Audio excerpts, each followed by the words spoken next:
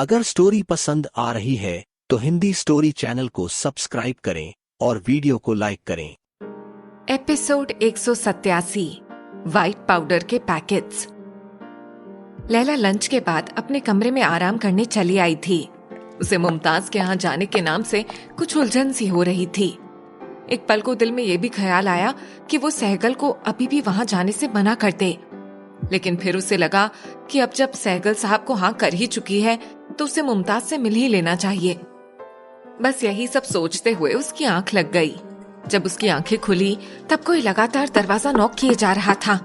वो हड़बड़ाते हुए आगे बढ़ी, तब उसे एहसास हुआ कि उसका एक पैर उसे काफी खाली खाली सा लग रहा था। उसने छुपकर देखा तो उसके एक पैर की पायल गायब थी। वो ठिठक सी गई। उसने पलटकर बिस्तर पर देखा तो वहाँ उसे अपनी पायल कहीं नहीं दिखी। दरवाजे पर लगातार होने वाले नॉक ने उसे पायल की तरफ से अपना ध्यान हटाने पर मजबूर कर दिया। फिर उसने हड़बड़ाते हुए दरवाजा खोला। नींद से उसकी आंखें अब भी बोझिल हुए जा रही थी। सामने अरमान खड़ा था।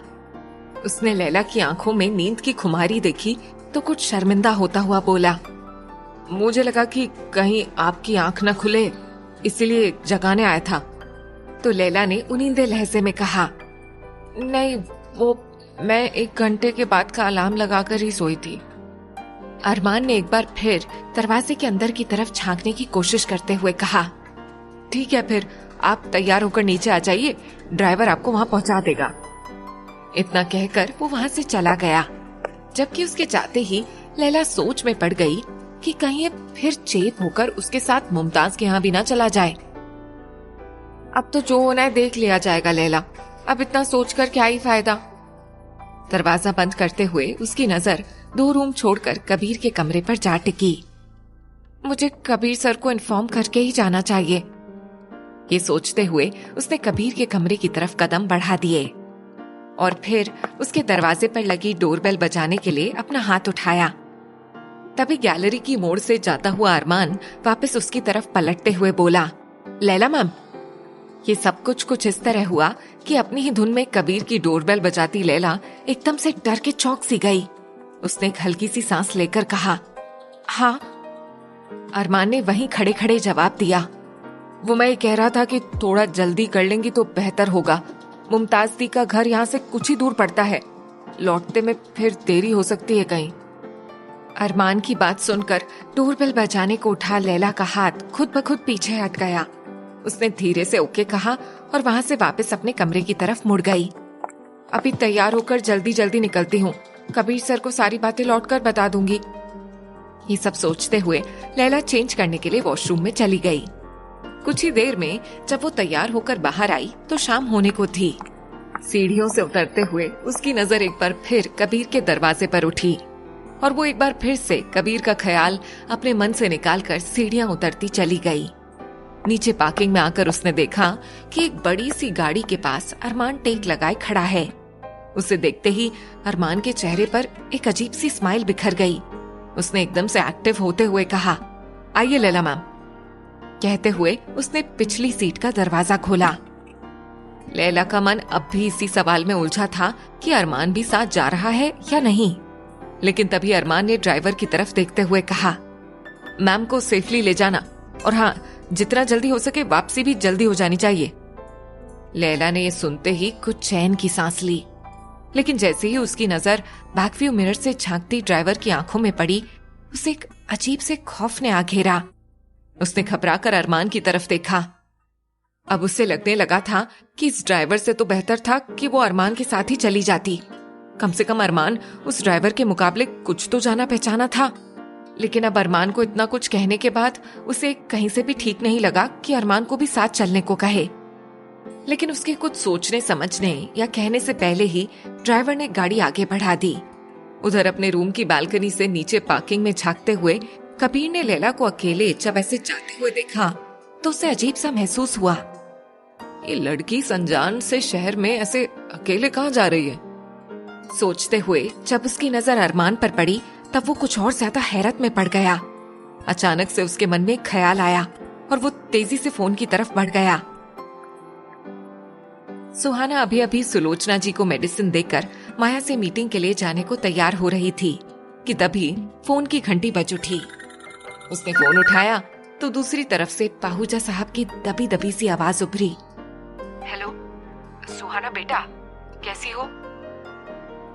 सुहाना ने एक नजर माँ पर डाली और फिर कहा, ठीक हूँ डैड, आप कैसे हैं? मैं भी ठीक हूँ बेटा, माँ कैसी है तुम्हारी? ये सुनकर सुहाना ने एक फीकी हंसी हंसते हुए कहा, आज आपके मुंह से उनके लिए मेरे रेफरेंस से माँ शब्द सुनकर अच्छा लगा डैड। अच्छी है वो भी, भाई ने उनके लिए सारे इंतजाम करवा दिए हैं। वो अब अपनी ट्रीटमेंट को पहले से काफी बेहतर रिस्पॉन्ड कर रही हैं। ये सुनकर पाहूजा साहब ने एक चैन की सांस ली और फिर कुछ हिचकिचाते हुए बोले, वो सुहाना, तुमसे एक जरूरी बात करनी थी।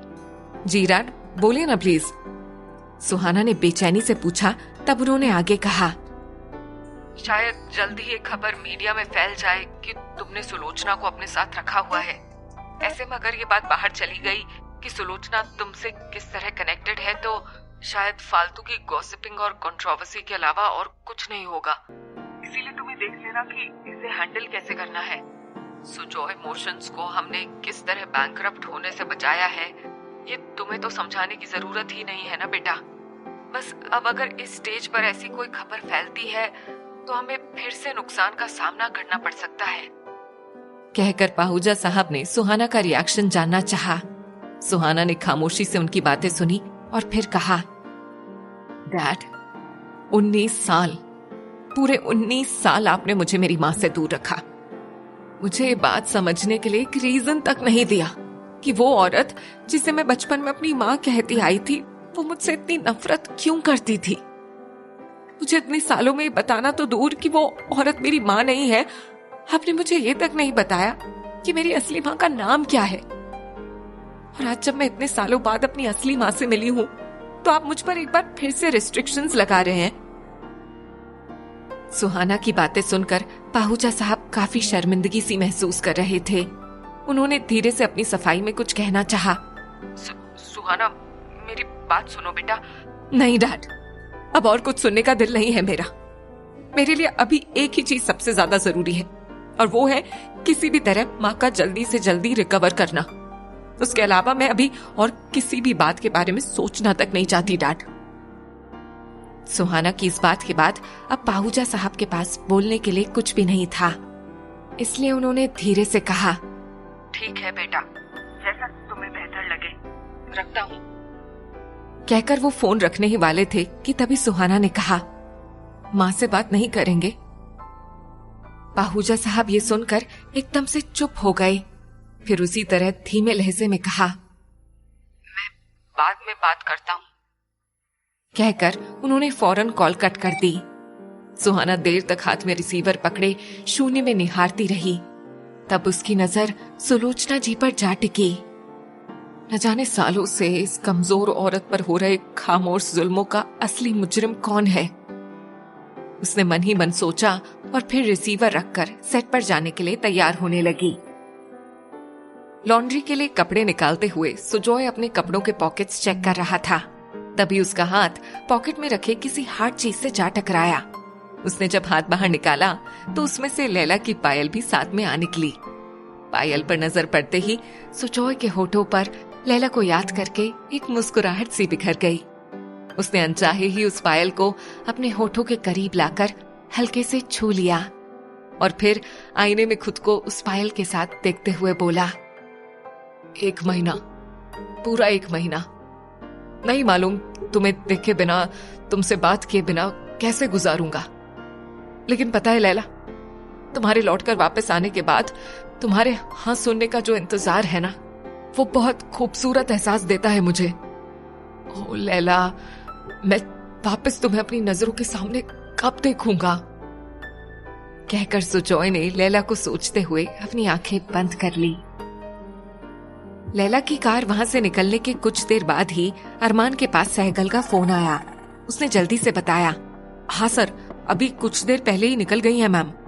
तब सहगल ने कहा, ठीक है, मैं बाकी के लोगों को इन्फॉर्म कर देता हूँ, अपने काम पर लग जाए। और एक जरूरी बात सुनो, तुम्हें भी मुमताज के पीछे यहाँ से निकलना है। ताकि अगर प्लान में कोई भी गड़बड़ हो तो कम से कम एक तुम तो वहाँ पे मौजूद रहोगे जिस पर लैला ट्रस्ट कर सकेगी। अरमान ने जवाब में कहा, लेकिन सर वो तो। अगर स्टोरी पसंद आ रही है तो हिंदी स्टोरी चैनल को सब्सक्राइब करें और वीडियो को लाइक करें। पहले से ही मुझसे खुन्नस खाए बैठी है तो फिर वो मुझे ट्रस्ट क्यों करेंगी? तब सहगल ने कुछ झुंझुलाते हुए कहा, सारा वक्त सवाल करने में ही बिता दो। जो कहता हूँ वो करो जाकर। माल की डिलीवरी के बाद पैसे मिलने तक हमें खूब अलर्ट रहना है। सहगल की झिड़की सुनकर अरमान ने कुछ बुझे हुए लहजे में ओके सर कहा और फिर कॉल कट कर दी। लगभग आधे घंटे की ड्राइविंग के बाद जब कार रुकी तो लैला ने खिड़की से बाहर देखा। सामने काली शान बिल्डिंग मौजूद थी। उस खूबसूरत बंगले के दरवाजे पर ही एक 35-40 साल की लेडी खड़ी थी और उसके साथ एक 10 साल का बच्चा भी उसकी उंगली थामे खड़ा था। लैला को समझते हुए देर नहीं लगी कि वही सहगल साहब की बहन मुमताज है। उस खौफनाक आंखों वाले ड्राइवर ने लैला की तरफ का दरवाजा जब खोला तो लैला एक बार फिर से कुछ सहम सी गई, लेकिन लैला के उतरते ही उस लेडी ने तपाक से आगे बढ़कर लैला को गले लगाते हुए कहा, ओह मिस लैला, आदाब। जी नमस्ते। लैला भी कुछ हिचकिचाती हुई उसके गले से लगते हुए बोली। फिर उस लेडी ने उसे धीरे से खुद से अलग किया और फिर लैला के हाथों को प्यार से थामते हुए कहा, परदेश में चाहे आप कितना भी सुकून से रहें, लेकिन अपने वतन के लोगों की खुशबू तक अंदर से एक अलग ही तरह की खुशी का एहसास कराती है। लैला को उसके इस तरह मान देने का अंदाज बेहद खुशनुमा एहसास दे रहा था।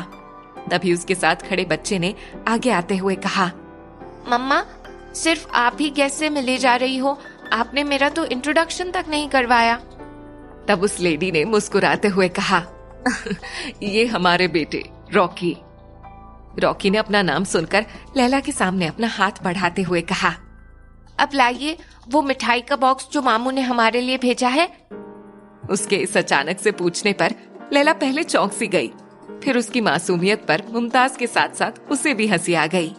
तब मुमताज ने उसे मीठी सी छिड़की देते हुए कहा, अरे ये क्या बात हुई रॉकी, मेहमान को अंदर तो चले आने दीजिए। इतना कहकर उसने लैला की तरफ मुड़ते हुए कहा, आइए अंदर चलते हैं। फिर तीनों अंदर की तरफ बढ़ गए। लैला ने महसूस किया रॉकी नजरों ही नजरों में उसके बैग से झांकते मिठाई के बॉक्स को देख चुका था। मुमताज ने पानी का ग्लास लाकर लैला के सामने रखा और फिर इधर उधर की बातें करने लगी। रॉकी अब कुछ झुंझुलाने सा लगा था।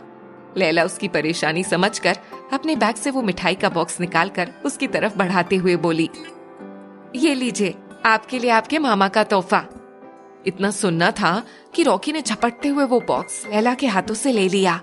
मुमताज ने उसकी इस हरकत पर जल्दी से कहा, अरे अरे रॉकी, ऐसे करते हैं क्या? अभी गिर जाता तो। अभी मुमताज कह ही रही थी कि तब तक रॉकी ने जल्दी जल्दी उस बॉक्स का ढक्कन खोलने की कोशिश की और इसी कोशिश में डब्बा उसके हाथों से छूटकर सेंटर टेबल पर उल्टा जा गिरा। जैसे ही लैला ने लपक कर उठाने की कोशिश की, वैसे ही उसके अंदर रखा हलवा बाहर की तरफ गिरने को हुआ। ये देखकर मुमताज ने रॉकी को जोर से डांटा और खुद तेजी से किचन की तरफ जाते हुए बोली, रुकिए मैं कोई प्लेट लेकर आती हूँ, वरना यहाँ पूरा मेस क्रिएट हो जाएगा। कहकर वो चली गई, जबकि रॉकी माँ की डांट के डर की वजह से अंदर कमरे की तरफ भाग गया। लैला ने मुस्कुराते हुए डब्बे को संभाल कर उठाना चाहा, लेकिन डब्बे का नीचे वाला पार्ट एकदम से उसके हाथ में आ गया और सारा हलवा ढक्कन वाले पार्ट में जा गिरा। उसने संभाल कर नीचे वाले पार्ट को सीधा किया और जैसे तभी उसकी आंखें हैरत से फटी की फटी रह गईं। डब्बे के बेस में लगे थर्मोकॉल की शीट के नीचे से व्हाइट पाउडर के ढेरों पैकेट्स झांक रहे थे। हे भगवान, ये क्या है? अभी वो समझने की कोशिश कर ही रही थी कि तभी किचन की तरफ से मुमताज के आने की आहट हुई। लैला का दिल थक से रह गया। उन व्हाइट पैकेट्स में क्या था? क्या लैला समझ जाएगी सहगल की इस चाल का राज? हिंदी स्टोरी चैनल को सब्सक्राइब करें।